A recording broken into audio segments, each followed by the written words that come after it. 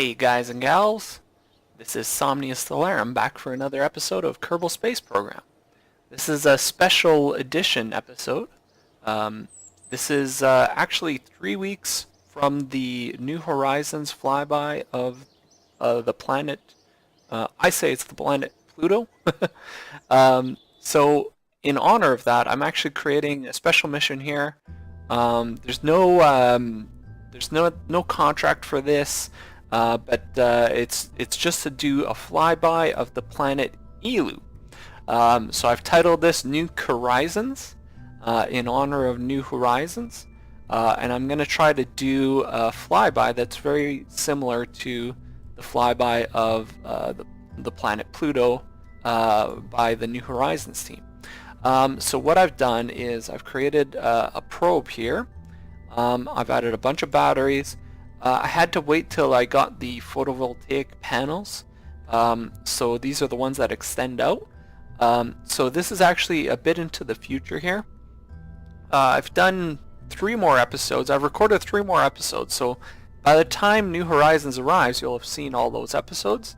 And I'll probably be doing some more in between because this is going to take a long time to complete. And on top of that, I also added an altimetry sensor. I added this multispectral sensor. So this is to scan planets in the Kerbal solar system, and you can get biome information from it actually. And then I also have a couple of neat cameras here. This is from the HullCam mod. So you can actually go and select these cameras and view, get a view directly from these cameras. So I put them right at the edge here.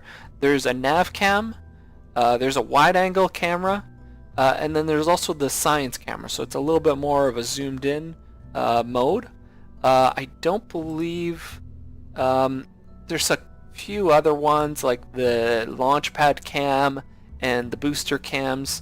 But the ones that really kind of give you a big zoom in, they're not really available yet. So we're going to go with these 3.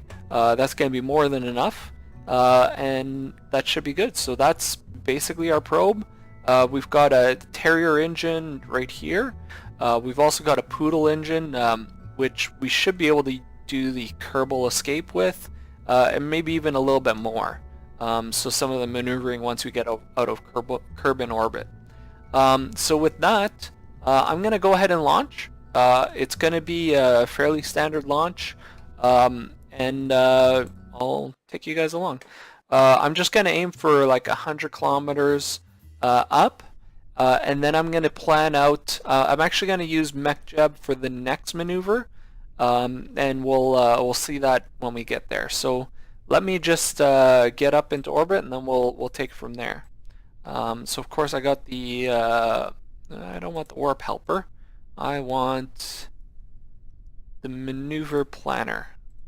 So we'll add that in there, close that, and we'll go to circularize because I'm going to use that right at the end of my launch. And with that, we should be good to go. Let's do SAS on. Make sure our throttle's up, and we're off.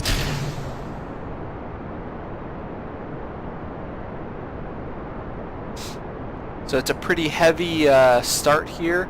Thrust to weight is 1.33. So this actually climbs pretty quickly with this rocket. We've got 3 big engines firing and delivering lots of thrust. So we're going to be able to get up to speed relatively quickly, even though it's very slow to begin with. You can see it's already coming up 1.39, 1.4. It's already coming up pretty quick. So we're probably going to have to throttle down at some point, but not quite yet.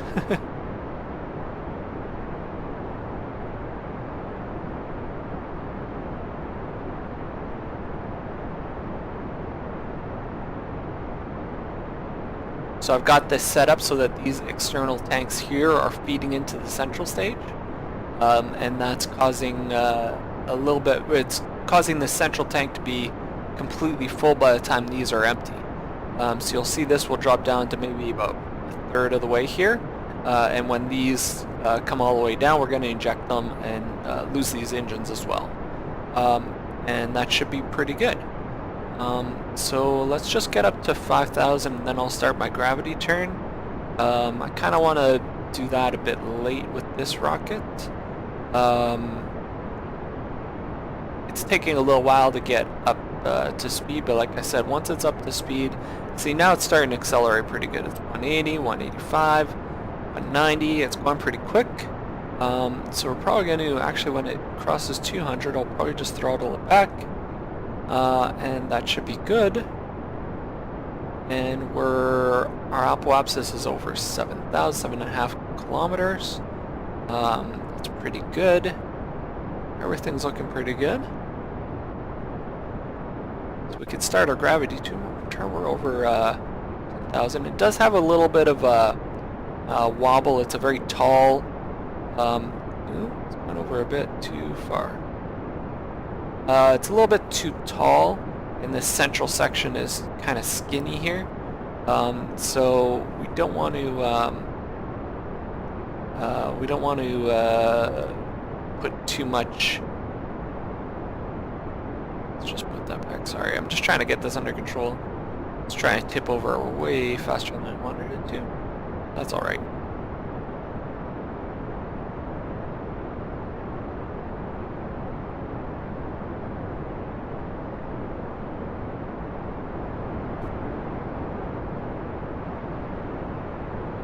Okay, we're up over 10,000. I might just re-accelerate again. We're still kind of in the thick atmosphere, but I'll keep it pointed up a while longer, and then we'll be able to start turning it more.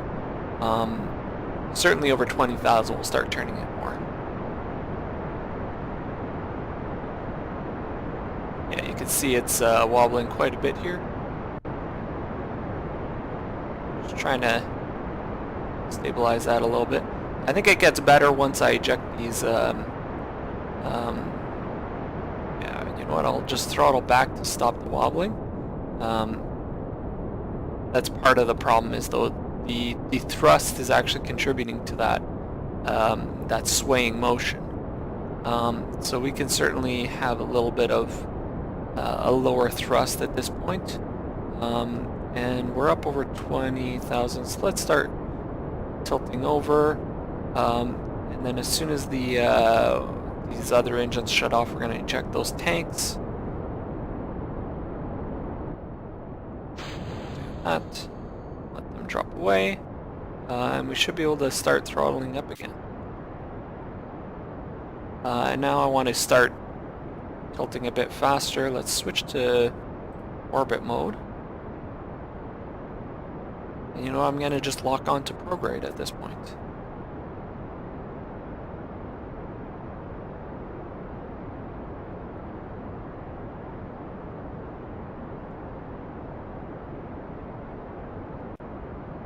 So actually I was saying 100 kilometers. I might try to aim for 80.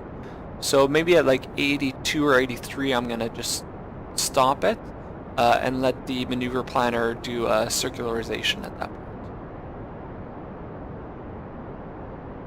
We still have quite a ways to go, so I could probably speed up just a little bit.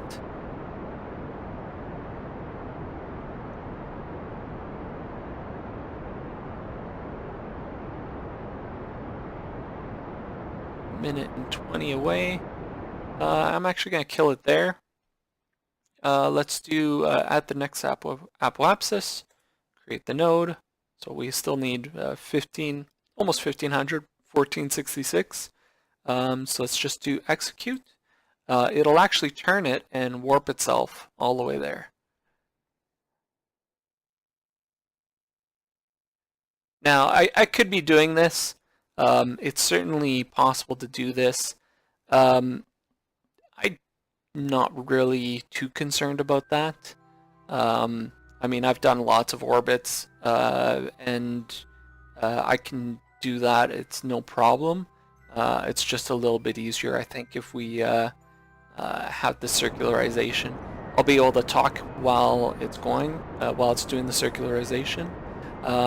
So it's going relatively well. Still bringing the apoapsis up just a little bit, but we're still a little bit ahead of the apoapsis. We're actually going to go past the apoapsis for this burn. So you'll actually see as we get closer, the apoapsis height is going to stabilize and then start going down, I believe. Yeah, we'll see.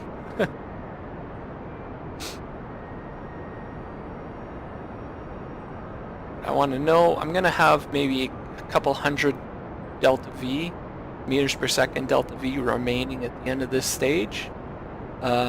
So whatever maneuver I plan to get out of the Kerbin system, I'm probably going to end up having part of this first stage, and then the rest will be on the Poodle. Now the Poodle should have more than enough to get us there. We'll be able to get to where our first destination, and spoiler alert, it's not actually going to be Eeloo. I'm going to try to make this as close to the New Horizons mission as possible. So I'm going to show you how I'm going to do that in just a few seconds. As soon as we get into orbit, I'll be able to start planning out the next maneuver. So we can go into the map view. We can see how our orbit is coming along, and it's just about there. You can see it, I would have already kind of cut it because that check mark, but the mech jeb is a little bit more precise. And it gets it pretty close. So it's 86 and 78. That's fine with me. I am perfectly fine with that. Sometimes it gets it so close that these, the apoapsis and the periapsis are actually just constantly trying to recalculate, and it actually makes it really tough to plan maneuvers because these are constantly switching and kind of messing up all your calculations. Because these are kind of if your apoapsis is over on this side, then it causes, yeah, some calculation problems. So I actually like if it's not exactly circular. I like having just maybe a kilometer or two separation at least. But this is perfectly fine. So let's go back to actually let's go into the map, and we're going to do the maneuver planning here. Now, if we back out here, you can see a few missions I've had. One of them I actually sent a satellite into, it was on an escape trajectory, so I actually sent it on a trajectory that will intersect with Duna eventually, but it's not going to intersect yet. It's certainly going to intersect after. I'm going to probably plan a maneuver around here to go to Jool. So Jool is it's the equivalent of Jupiter in the Kerbal solar system, and I'm going to try to make a maneuver that arrives at Jool somewhere around here, and then uses Jool's gravity to slingshot us out to Eeloo. So Eeloo actually comes and crosses Jool's orbit here, and if we kind of come in here, you can see it kind of dips under Jool's orbit here. I'm kind of curious if it's in a resonance with Jool. I don't know. I don't think the developers of Kerbal Space Program had the latest research on Pluto and its brethren planets, I should say, not dwarf planets. But they have found that they tend to come in sort of packs. So they tend to be in resonance with, I believe it's Uranus, but in this case it will be Jool. So for each time, like let's say Jool is here, each time Jool goes around, Eeloo would come around sort of every second time or something like that. It's kind of interesting. It would tend to line up very precisely with the way Jool is, and that's because of Jool's gravity on Eeloo would kind of push it into that resonance. So if it was a little bit off on one direction, it would push it in the other way. and it would eventually cause it to be in these perfect resonance orbits. So that's what they found with the Kuiper belt and the Pluto system. Okay, let's get back to our task at hand. I get off on these on these tangents, and I apologize. We're gonna go to Joule first, and what we're gonna do. Let's just see. So we can. Oops. If I choose a spot here, and then say create node, it actually shows me what the orbit is. So this is going to be, let's just take you and bring you over here. Okay, so it departs in 190 days. So that's a ways away over here. The transit duration is 1 year, 340 days. So it's almost 2 years. And then it arrives 2 years from now. The Joule encounter is 2 years. And then it's actually saying there's some moon encounters, the Lathe encounter, that sort of thing. So that's kind of the other neat part, is when we go through the Joule system, we'll be able to see some of the moons, and those cameras will come in really nicely. So we'll be able to do that. If we look at that, it's 2.271. That's actually a pretty good maneuver. I like that one quite a bit. So that was right around here. Yeah, you gotta be careful with this maneuver planner, though. You end up choosing the planets much too easily. Okay, remove all nodes. I think it was right around here. Create node. So that's actually closest approach is over here. Yeah, we don't want that one. I really like that first one.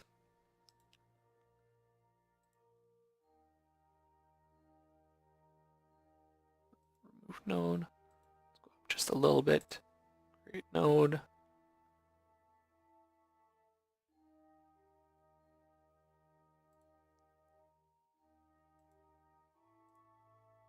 I'm just kind of playing around and seeing what the different approaches are. We definitely want to get it as we're going kind of up or towards its orbit. We don't want to catch it on the swing by, because then doing a flyby going the other way to catch Eeloo is a lot harder. Certainly possible, but it takes a lot more delta V. So I should have just kept that first one.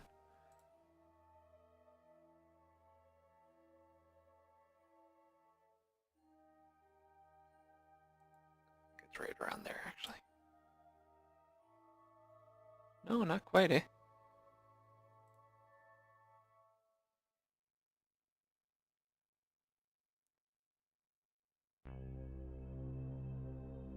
Be nice if this was a little bit. Can I make this bigger? No, eh?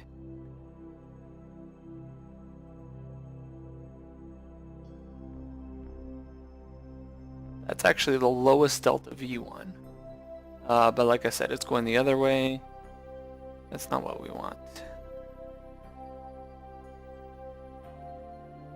Let's try this one. Remove node.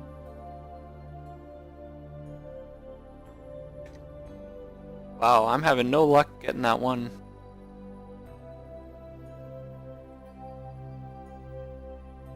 Okay. A little bit better.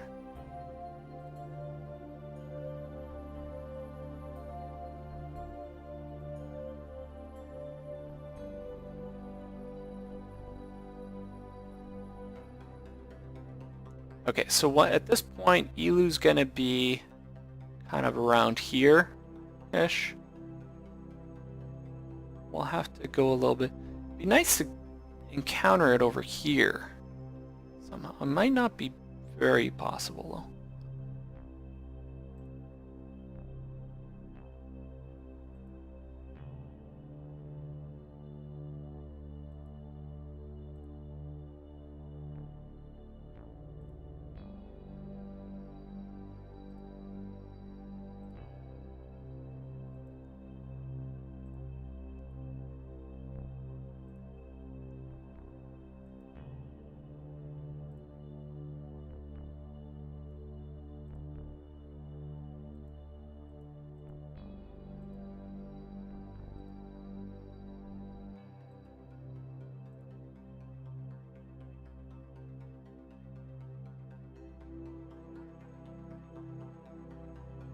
Yeah, see, the faster we go, the more we're going to be doing like a flyby, and but the closer to the earlier here.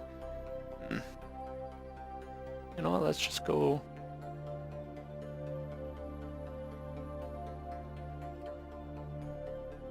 That one's a bit of a weird one. I don't know what's going on with that.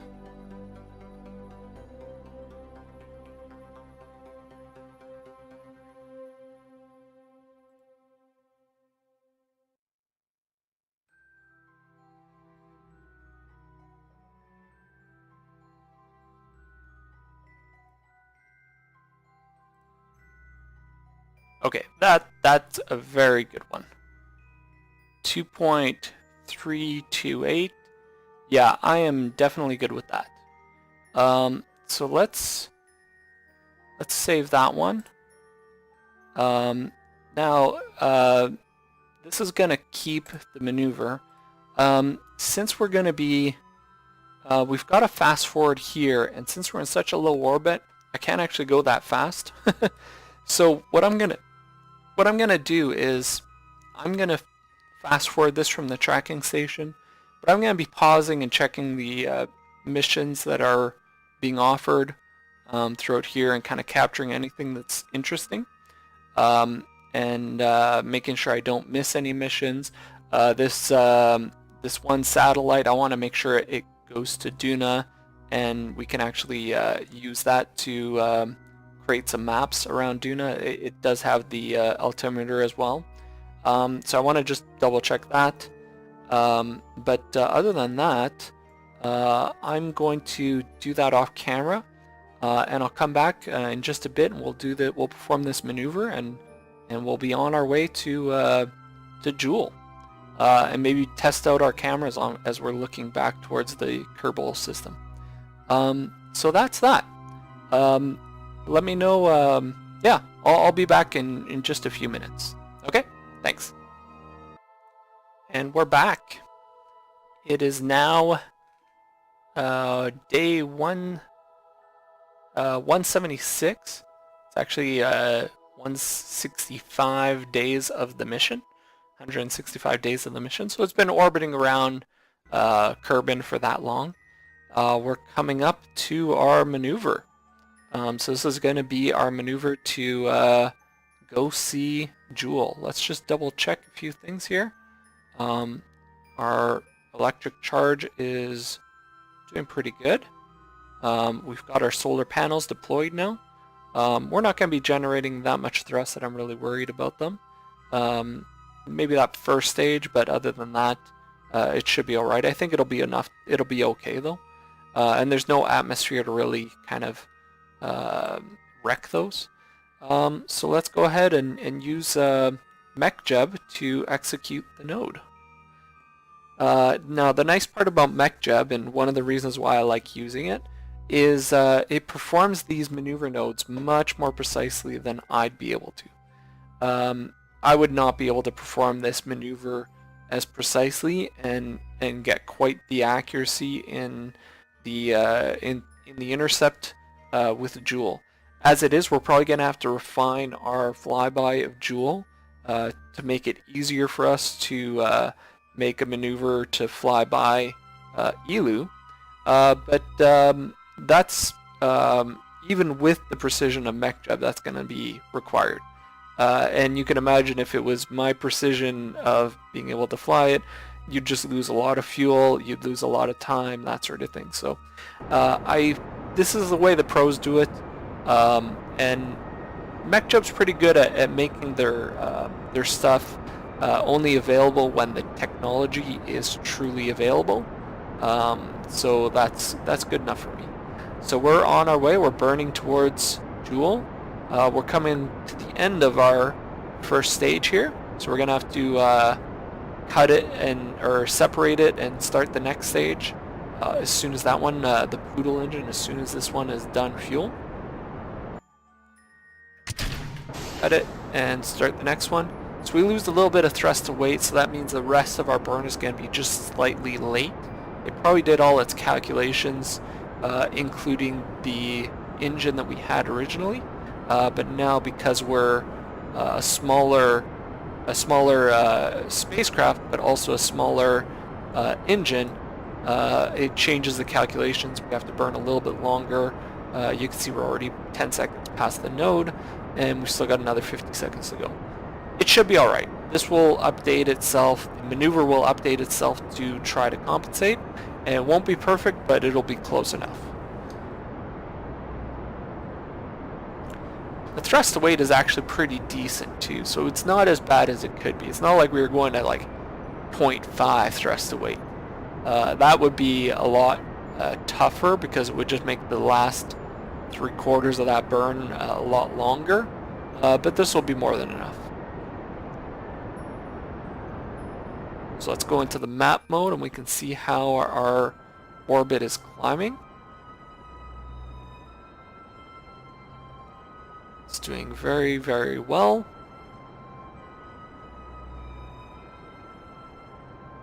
You can see we've already got our encounter. Actually, you know what? I might abort node execution. I'm just going to leave that as is. We actually have a Jool encounter here. It's a little bit further along in our orbit here. I like that. I really like that. So we'll be able to make a little bit of a change here. Let's just cut that out. We can make a change right around here, or even a little bit further back.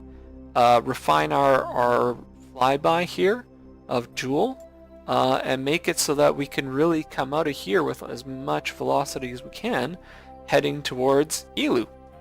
Perfect. So that's all. We're on our way.